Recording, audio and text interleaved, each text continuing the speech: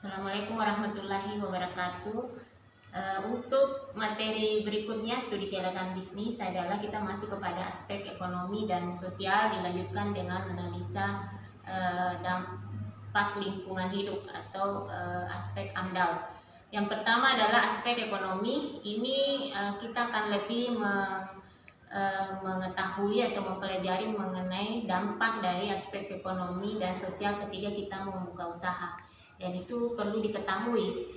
Yang pertama adalah secara garis besar dampak yang ditimbulkan dari aspek ekonomi adalah dapat meningkatkan perekonomian masyarakat.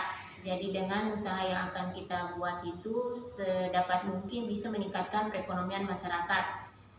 Perekonomian masyarakat dalam bentuk apa? Yaitu meningkatkan pendapatan keluarga, kemudian bisa membuka kesempatan kerja bagi masyarakat, sekaligus mengurangi pengangguran dan tersedianya sarana dan prasarana. Kemudian yang kedua adalah dampak dari aspek ekonomi, menggali, mengatur, dan menggunakan ekonomi sumber daya alam, pemilikan dan penguasaan sumber daya alam yang teratur. Artinya kepemilikan itu diatur berdasarkan luas lahan, ya, jadi bisa menambah manfaat dari sumber daya alam. Kemudian selanjutnya adalah meningkatkan perekonomian masyarakat melalui perubahan pola nafkah.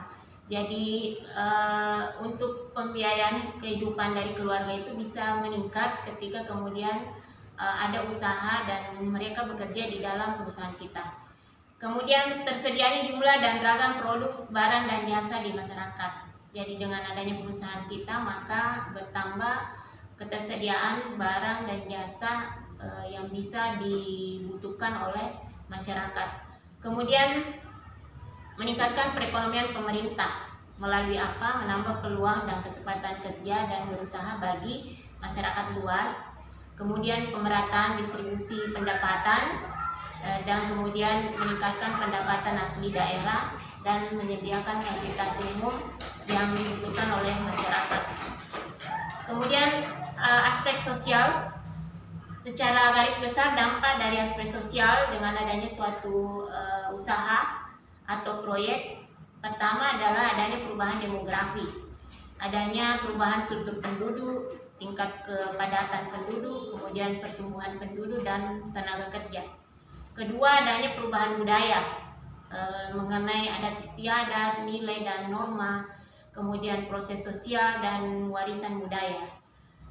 Kemudian kesehatan masyarakat. Jadi dengan adanya usaha yang akan kita buat itu dampaknya ada di kesehatan masyarakat seperti proses dan potensi terjadinya pencemaran, potensi besar dampak timbulnya penyakit.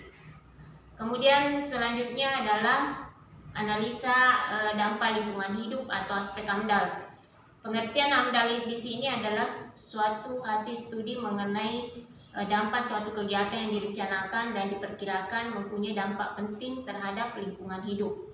Kemudian adapun tujuannya adalah akan kita lakukan analisa apakah ini memungkinkan terjadinya dampak dari suatu rencana atau kegiatan atau usaha yang akan kita buat. Selanjutnya adalah hal yang harus dilakukan dalam rangka mencapai tujuan studi AMDAL. Pertama adalah mengidentifikasi semua rencana usaha dan kegiatan yang akan dilaksanakan, terutama yang menimbulkan dampak besar dan penting terhadap lingkungan hidup. Yang kedua adalah mengidentifikasi komponen lingkungan hidup yang akan terkena dampak besar dan penting. Yang ketiga adalah memperkirakan dan mengevaluasi rencana usaha atau kegiatan bisnis yang menimbulkan dampak besar terhadap lingkungan hidup. Kemudian merumuskan rencana kelola lingkungan dan rencana pemantauan lingkungan. Selanjutnya, peran analisa dampak lingkungan adalah pertama, peran dalam pengelolaan lingkungan. Tentu kita akan tahu banyak mengenai dampak dari pengelolaan lingkungan yang akan kita buat setelah kita lakukan studi AMDAL. Kemudian peran dalam pengelolaan proyek dan peran sebagai dokumen-dokumen yang penting, ya, karena memang analisa dampak lingkungan hidup itu akan menghasilkan dokumen yang akan menjelaskan kepada perusahaan bahwa perusahaan ini layak untuk diteruskan dengan menganalisa dampak lingkungan. Selanjutnya adalah unsur dari analisa dampak lingkungan, yaitu penyajian informasi lingkungan, kemudian kerangka acuan, analisa dampak lingkungan hidup, dan rencana pemantauan lingkungan serta rencana kelola lingkungan. Jadi unsur-unsur inilah yang kita analisis dalam studi dampak lingkungan yang kemudian akan menghasilkan dokumen-dokumen untuk menganalisa layak tidaknya dari aspek AMDAL. Berikutnya adalah dampak negatif yang mungkin timbul jika tidak dilakukan analisa dampak lingkungan. Pertama adalah terhadap tanah dan kehutanan, kedua adalah terhadap air, ketiga adalah terhadap udara, dan keempat adalah terhadap manusia. Kita jelaskan satu persatu.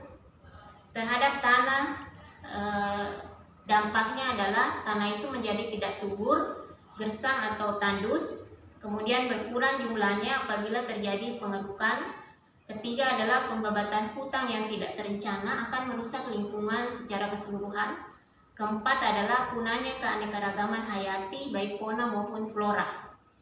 Kemudian terhadap air itu akan berubah warna, berubah rasa, berbau busuk atau menyengat, mengering, dan menimbulkan berbagai penyakit.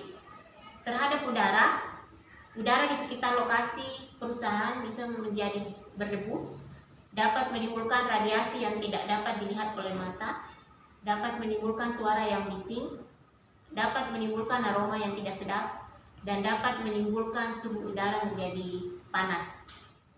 Terhadap manusia, akan menimbulkan berbagai penyakit, berubahnya budaya dan perilaku masyarakat sekitar lokasi, kemudian rusaknya adat istiadat masyarakat setempat. Alternatif penyelesaian dari dampak lingkungan hidup. Terhadap tanah, melakukan rehabilitasi terhadap lahan kritis melalui penghijauan, melakukan pengarukan atau penimbunan. Terhadap air, memasang filter atau saringan air, membuat saluran pembuangan yang teratur ke daerah tertentu. Terhadap udara, memasang filter atau saringan udara untuk menghindari asap dan debu, memasang alat kedap suara. Kemudian terhadap masyarakat, menyediakan tempat kesehatan secara gratis kepada masyarakat dan atau memindahkan masyarakat ke lokasi yang lebih aman. Saya kira demikian untuk analisa aspek sosial dan ekonomi serta analisa dampak lingkungan hidup, dan semua harus dilaksanakan untuk menyelesaikan studi kelayakan bisnis. Selanjutnya kita akan masuk ke aspek berikutnya. Terima kasih. Assalamualaikum warahmatullahi wabarakatuh.